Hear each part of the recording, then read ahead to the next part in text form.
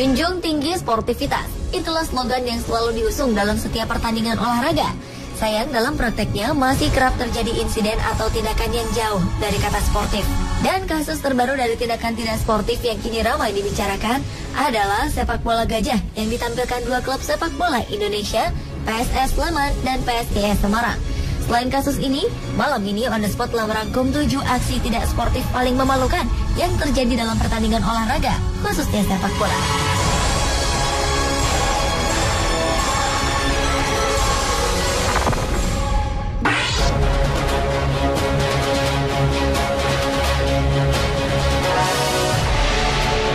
Wajah sepak bola Indonesia kembali tercoreng. Dua tim divisi utama melakukan tindakan tidak sportif ketika saling berhadapan di perempat final divisi utama Minggu 28 Oktober 2014 lalu. Kedua tim ini adalah PSS Sleman dan PSIS Semarang. Demi memilih lawan di babak semifinal, kedua tim ini bermain tanpa arah dan tak ingin menang. Diduga mereka ingin menghindari Borneo FC. Tidak ada serangan mematikan dari kedua kubu. Mereka lebih banyak memainkan bola di daerah pertahanan masing-masing. Keanehan kian memuncak ketika pada menit 87, pemain PSS Sleman Agus Setiawan mencetak gol ke gawangnya sendiri. Selanjutnya Hermawan Jati juga membobol gawangnya sendiri yang membuat PSS Sleman ketinggalan 0-2. Sang lawan PSIS Semarang tak kehilangan akal. Demi mewujudkan keinginan untuk kalah, mereka memborong 3 gol bunuh diri di menit-menit akhir pertandingan lewat Fadli Manan dengan 1 gol dan Komaidi dengan 2 gol. Pertandingan berakhir 3-2 untuk kemenangan PSS. Atas tindakan tidak sportif dan sangat memalukan ini, Komisi Disiplin PSSI mendiskualifikasi keduanya. Mereka tidak akan tampil di semifinal divisi utama dan peluang lolos ke Indonesia Super League pun musnah. Bahkan beberapa media asing tak luput memberitakan hal memalukan ini. Dilaporkan, FIFA juga turun tangan menyelidiki kasus sepak bola gajah ini.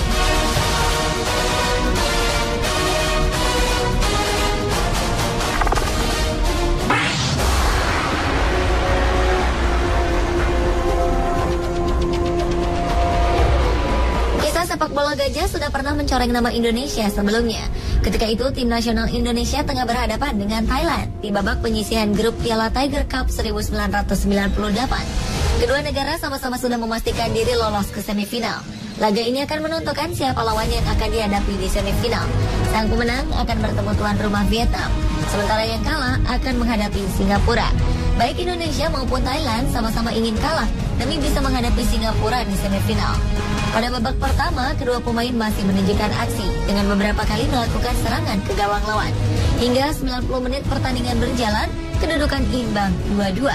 Kejadian aneh terjadi pada masa injury time, di mana para pemain Thailand justru terlihat membantu pertahanan timnas Indonesia hingga akhirnya Musrid Effendi mencetak gol bunuh diri yang memastikan Thailand memenangi pertandingan dengan 3-2. FIFA mengambil aksi atas tindakan tersebut dengan mendenda kedua tim. Sementara Mursyid dikenai sanksi larangan bertanding selama setahun di sepak bola nasional dan seumur hidup di kancah internasional. Dikabarkan Mursyid Effendi mendapatkan arahan dari bangku cadangan untuk melakukan aksi memalukan ini.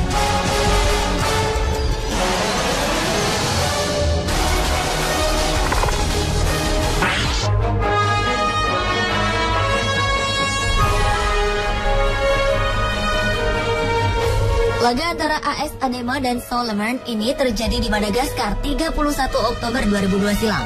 Laga ini masuk dalam rekor dunia sebagai pertandingan dengan skor paling besar. SO Lemern sengaja mengalah sebagai bentuk protes atas keputusan wasit yang mereka nilai tidak adil pada pertandingan sebelumnya. Laga ini merupakan salah satu dari babak round robin antara 4 tim yang berebut menjadi juara nasional.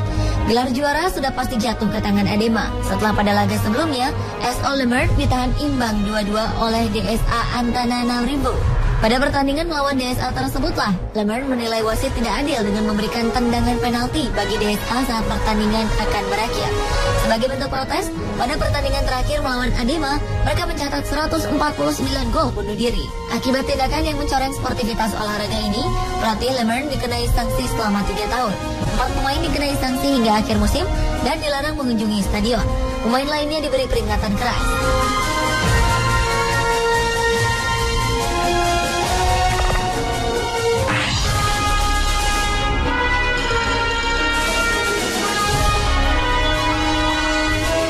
Empat tim di Liga Amatir Nigeria dikenai sanksi secara bersamaan karena melakukan tindakan tidak sportif. Empat tim ini adalah Plateau United Feeders, Akurba FC, Police Machine, dan Babayaro FC. Plateau dan Police Machine memiliki poin sama hasil dari 2 pertandingan babak playoff. Siapa yang lolos promosi ke level lebih tinggi ditentukan oleh jumlah gol. Demi mendapatkan promosi, mereka rela mencederai nilai-nilai sportivitas. Plateau mengalahkan Akurba dengan 79-0, sementara Police Machine menaklukkan Babayaro dengan 67-0. Total gol tercipta pada laga yang berlangsung bersamaan tersebut adalah 146. Federasi Sepak Bola Nigeria memastikan bahwa semua pihak yang terlibat dalam pertandingan tersebut dikenai sanksi, termasuk ofisial pertandingan, official tim, dan tentunya para pemain dari keempat tim yang terlibat.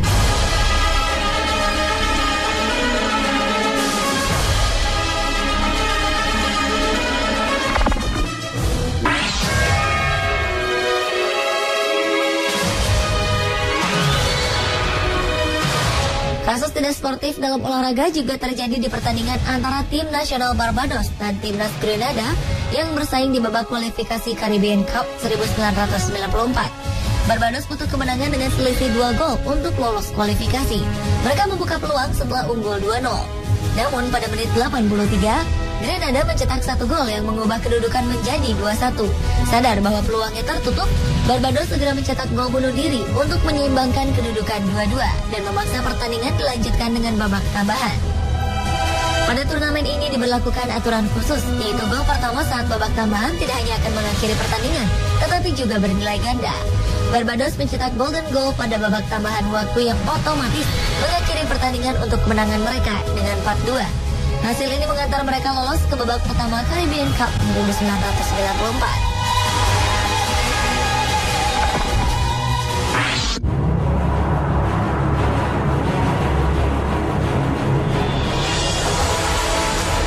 Piala AFF 2010 menyisakan kisah bagaimana sebuah tindakan tidak sportif terjadi. Pada laga final pertama antara Indonesia dan Malaysia yang berlangsung di Stadion Bukit Jalil 26 2010, muncul insiden sinar laser warna hijau yang ditembakkan para supporter Malaysia kepada para pemain Indonesia. Sinar ini tentu saja mengganggu konsentrasi Bambang Pamungkas dan kawan-kawan. Laga panas ini berakhir dengan kemenangan 3-0 untuk Malaysia. Aksi para supporter Malaysia ini tentu saja mendapat kecaman dari banyak pihak. Pada laga final kedua yang berlangsung di Jakarta 29 Desember 2010, Indonesia menang 2-1. Malaysia pun resmi menjadi juara Piala AFF 2010 dengan agregat gol 4-2.